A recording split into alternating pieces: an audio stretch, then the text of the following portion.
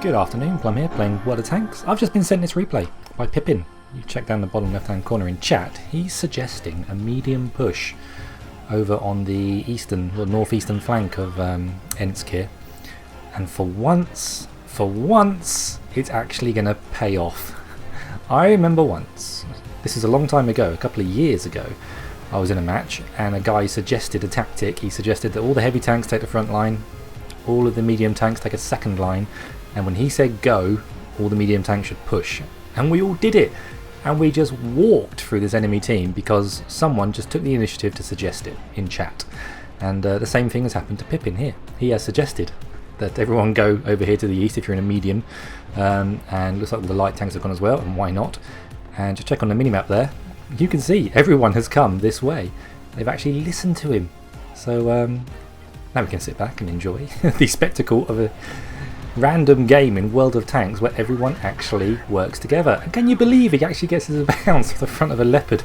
I sold my Leopard PTO. I just got so fed up with the machine I just couldn't play it, and I needed the money. He just got ammo racked, but to bounce on the front is so unlucky. That Panther 2 just shows us his cheek. Get an easy pen. It's a tier 10 match as well, which is all the more surprising that everyone's working together. So you check the minimap, all of our tanks are now halfway up the eastern flank, and he does this quite a few times actually, PIPPIN. He remembers that you can shoot through, soft objects, walls. Does it again later on too.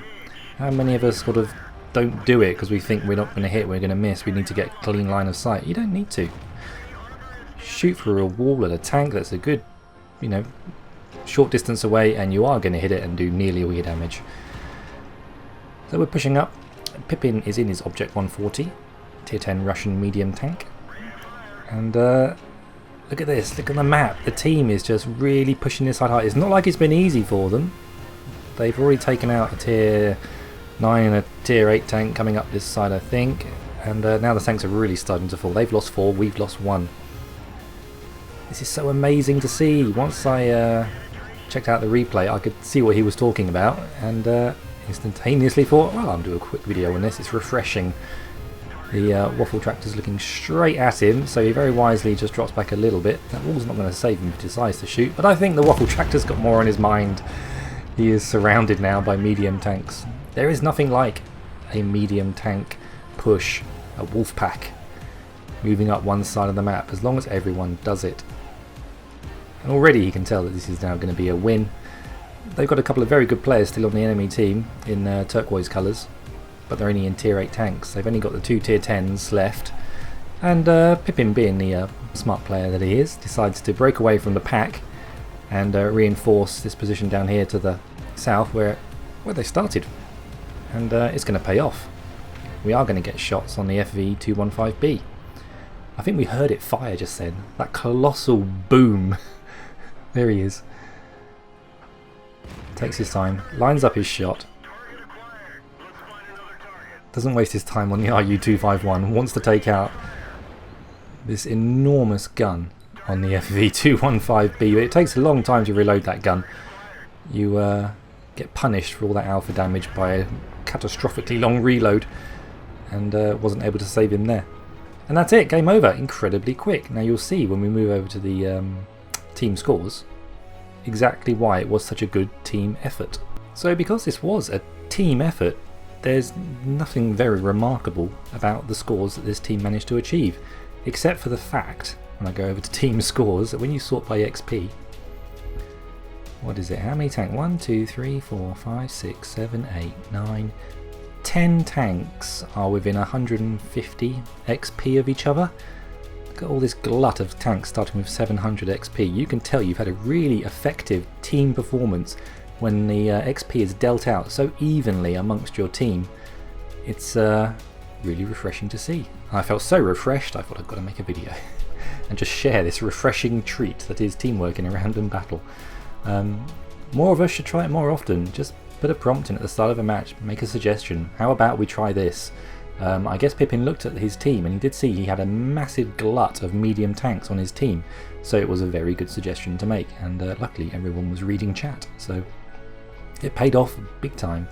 although you could argue it didn't really pay off. We're used to seeing spectacular games because one or two players do incredibly well and get up into the high sort of 1500 sort of XP mark, and they're more exciting games. But this is just a level playing field in terms of XP. The team just worked together, and you wouldn't even say they had to work together. They just pushed together. They're all fighting their own little fights, but they were just moving en masse up that flank, and it's really refreshing to see.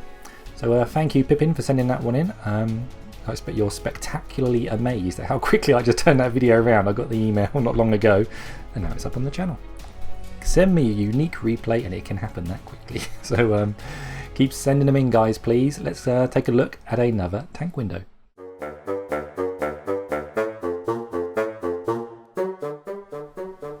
And welcome to another tank window. This is Matt's setup. His in-game name, if I zoom in, he sent really big files, which is great. Barry Badrinath. Barry Badrinath. You might have to explain that in chat, Matt, because I don't know what that is. Maybe it's an Americanism, I don't know. Now you're not giving me very much to go on here in your setup to talk about. You've got a LED backlit screen, Dolby and HDMI. Very nice looking keyboard, I like that a lot. Very slick looking. And a display of your garage. Now this was taken on the 11th of June 2015, 9:30 at night. That's why his tank window is very dark outside. You'll see that in a minute. Tell you what I'll do, I'll run through his tanks he's got on display and I'll tell you if I've got them or not. Super Pershing, got it. Walker Bulldog, haven't got it, would like it. Obviously got the T110 for domination. T25AT, haven't got it, not that fussed. Cromwell B, got it, love it. 88, don't have it. Obviously I've got the 85, is it? The tier 5. I'm happy with that. I don't really like these super slow TDs, and they just seem to maintain the same armor, but the guns don't get that much better. I'm not fussed about the 88 series or the 87, haven't got it. Lerva, got it, love it. Dicamax, got it, love it. And of course I've got the AMX50B like everyone else. Right, let's roll over and see the view out of... well, he said it was too dark to take a picture, so he went out the front of his house and took a picture of his car. We're getting everything now on Tank Window. Pets and cars. Can someone send a book they're reading at the moment? That'd be cool. Nice colour. That kind of looks British Racing Green. I think the colour balance looks pretty good because the wheels look nice and neutral, and I imagine they are steel grey wheels. So yeah, that colour looks good. Is that a Japanese car? Kind of looks Toyota or Nissan, or it's probably an American car. I don't know many American cars. Only what I see in movies, I guess. So it was a bit late then, and then he did take another picture here. He sent this to me a few days ago just to update, and you can see the front of his car. And we're not looking at the car, we're looking at this deer and its fawn having a bit of milk in the morning, having its breakfast. You're having your breakfast, your cereal and your milk, and the little fawn out there is having his or hers. I guess it's a her, I think, with all the little dots on it. I'm not sure. I think they're all born with dots on, aren't they, fawns? Well, whatever it is. Male or female. It's having its morning breakfast, I assume, and so are you, probably. That doesn't happen in my back garden. I get hedgehogs. And they're pretty cool too. Never seen a hedgehog feeding one of its young. That hasn't happened yet. But we did have a hedgehog in the garden a couple of weeks ago. And the last picture is of his dogs. I'll be ready for some more dogs on the channel. It's Honey and Charlie. That's a great picture. I'm going to assume that this is Honey on the left and this is Charlie on the right, I think. They look like their names. He looks like a Charlie, he doesn't look like a Honey. Prove me wrong though, Matt. I might be completely off by that, but he looks like Charlie. Thanks for sending me a tank window. I do need more, as always. I won't go on about it, but please send me more tank windows and include anything you think might be interesting to me and everyone else, just to get a glimpse of your lives that you lead. And it's fascinating stuff. Anyway, keep your heads down, drink plenty of water, and I will play tanks again real soon. Take care. Bye-bye.